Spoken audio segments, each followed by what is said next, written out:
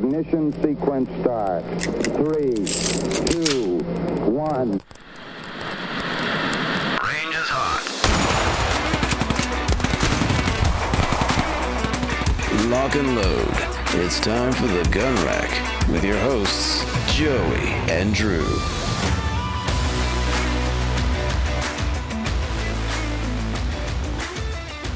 Hello, everyone, and welcome to the Gun Rack, Sonoran Desert Institute School of Firearms Technology's official podcast. I'm Josiah, or folks call me Joey, and with me we have one. Drew Poplin.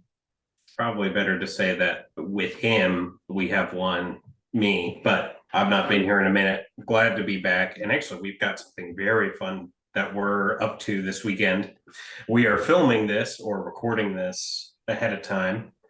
But Drew and I are headed down south to a national park, or national military park, I think it is, which is the location of the Battle of Cowpens, which took place during the American Revolutionary War.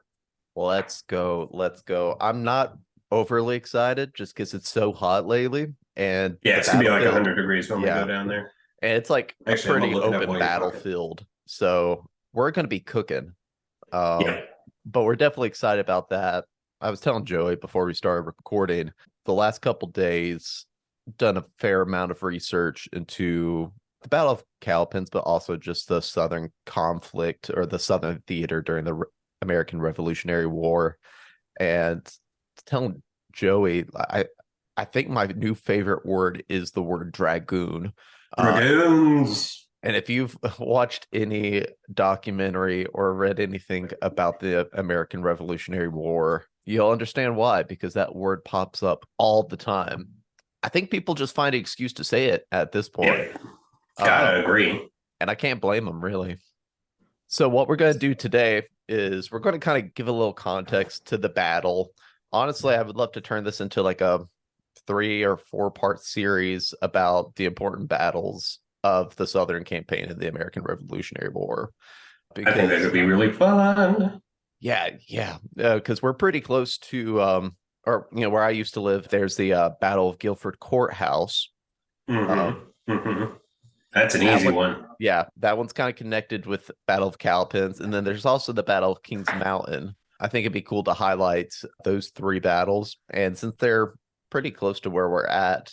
Absolutely, yes. Yeah, it'd be great to visit those and get to see in person and walk that ground. I think that'd be really dope. So I think before we talk about the actual Battle of Cowpens, I kind of want to give a little context behind the battle. And I was dumb, I didn't make any notes for this, so I'm kind of just winging it. Yeah, let's go. Yeah, a lot of our info is going to be while we're there. Obviously, our plan here in the past is to record live with insights and info that we gather. So this is kind of groundwork stuff, which I'm sure you guys will hear more of in the upcoming week. For sure. So the way I understand it, the Revolutionary War, it can kind of be divided into 2 different parts. You have the Northern campaign during the early years of the war. Say like the first 3 years was mainly, conflicts in the North. And then the following 3 years was mainly conflicts in the South, at least in terms of scale and importance. And you saw this change in strategy from the British, a couple reasons. One of the big ones is they assumed that the loyalists down in the South would be more willing to join up with them and to crush the rebellion. And another thing to keep in mind is one thing the South was known for was its agriculture. You have to think that the British would see, these different cash crops that I don't know if you've ever had a British cigarette, if you've ever been so misfortunate. Not. How have you had a British cigarette? Well, it's South Africa. They, imported from Britain. They didn't really import it from the US. Dang. And I gotta tell you, folks, American tobacco is better. Something about the humidity in the air just helps it roast very, very, very nice. At least compared to trying to grow it in a moor or something like that. Yeah, well, where I'm sitting right now, Winston-Salem, North Carolina, was the tobacco capital of the planet for like a long time. This is the spot for it. I mean, we didn't grow it in Winston-Salem, obviously, but this is prime cash crop land. Mm-hmm. So for the British being able to like corner that market, that was going to help their war efforts, not just here, but the various wars they were fighting because they were an empire. So the British shifted their strategy and they decided to focus on the southern colonies. And that started off pretty darn well for them. First, they took over Savannah, Georgia, and then they ended up taking over Charleston, South Carolina. And it's at this point that it's going to go off in a bit of a tangent. I was reading this one story about how it was during or after the Battle of Charleston, you had a force of American patriots retreating and they were being chased down. And so they just had to keep running and running. And the person doing the chasing is someone that's going to play a very big role in the actual Battle of Cowpens. And that is Bannister Tarleton. There is a historian that I enjoy. He actually makes YouTube videos. And he calls him stereotypical Hollywood villain Bannister Tarleton. Because they slightly changed his name in The Patriot, but he's literally just the same dude. Oh, yeah. I mean, props to Jason Isaacs. I feel like he really captured the sniveling, arrogant. Oh, he essence. did though.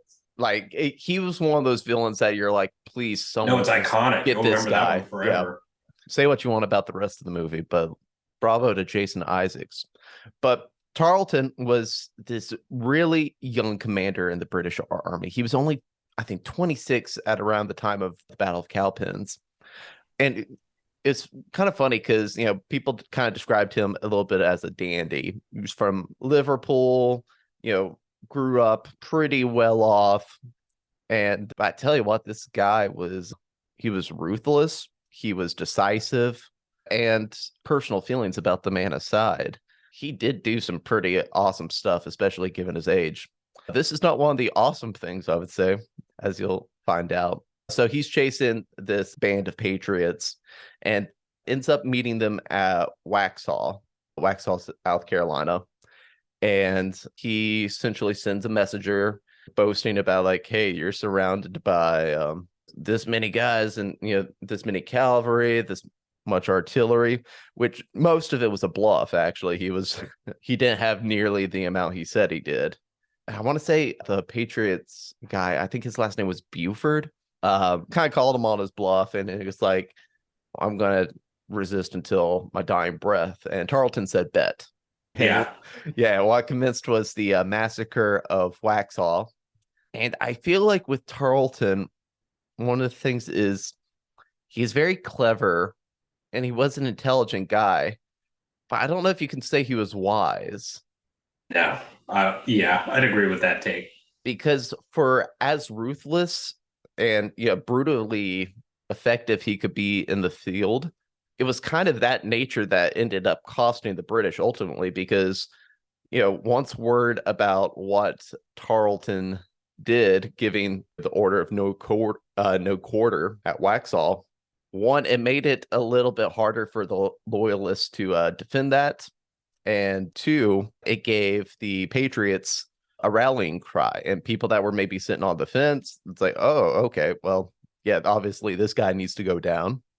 What you need to remember about South Carolina was what's interesting about these battles is, there's the Revolutionary War going on there, but there's also a civil war going on of itself between the Loyalists or the Tories and the Patriots. And so, oftentimes you'd have your neighbor being like, oh, well, I'm going to, my allegiance is with the British. And it's like, oh, well, I'm, my allegiance is with the Patriot. And you end up fighting each other.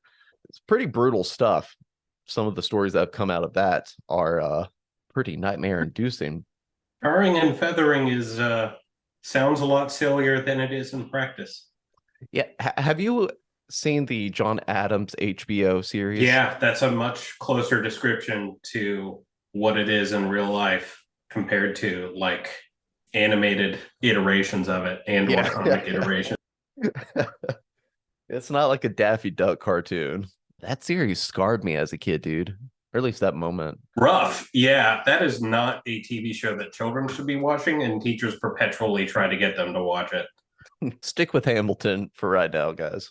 So Waxhaw happened, and then in the South, the Continental Army needed a commander. I probably should have addressed this before, but hey, again, going off of no notes, and we're just freestyling this. So they needed a leader in the South.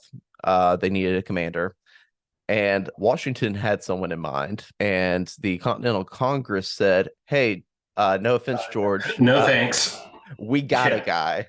And their guy was Horatio Gates, who was hailed as the hero at the Battle of Saratoga.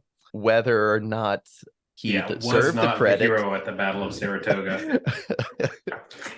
Poor Benedict Arnold. I was about to say, actually was Benedict Arnold. I also didn't know that Daniel Morgan was at the Battle of Saratoga. Yeah. It's kind of like a highlight reel of badass revolutionary names that aren't mainstream. Very interesting piece of Revolutionary War history that is overlooked. Yeah, it's like a little bit of the All-Star game as far as Yeah, kind of. And it's like the battle that, I mean, you can't really call any point in a war. This is the pivot point, but that one kind of is, and no one sweats it all that much. Listen, that hasn't stopped numerous documentaries or myself from proclaiming every battle to be the turning point. You got to do it. You got to hype it up a little bit. Yep. So they chose Horatio Gates to oversee the Southern campaign, and we'd see how this decision would go at the Battle of Camden, South Carolina. Another thing that's important to keep in mind is that the Continental Army wasn't that big in and of itself. They relied on a lot of help of militias. And here's the thing about militias. They are pretty prone to running away. It was a little shameful, honestly, trying to do some research about like that's what they do.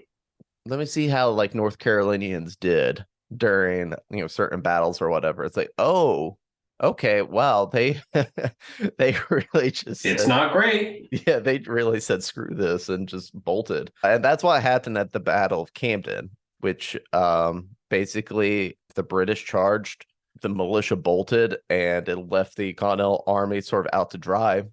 But it is said that militia, as they were running, they were being caught up by Horatio Gates, who was also running. Yeah, that bit they do in the Patriot where they're like, where's General Gates? And they're like, somewhere many miles from here, and like never shows up on screen is an accurate depiction of Horatio Gates at that battle. It is miserable. I actually forgot about that part in the movie. Yep. Literally never makes it on screen. Yeah. Is quite fitting. So after that disaster that occurred at Camden, obviously new leadership was needed. And so Washington finally got his guy in command, and that was Nathaniel Greene. I was watching something, and apparently Washington was like, hey, if I go down in battle and I can't fight anymore, this is the guy that I want to lead the entire thing. So definitely a ringing endorsement from Washington. Anyone that runs logistics, honestly, is going to do it in terms of capability and having a deep understanding of how that organization is going to function. That's just the hardest job in the world.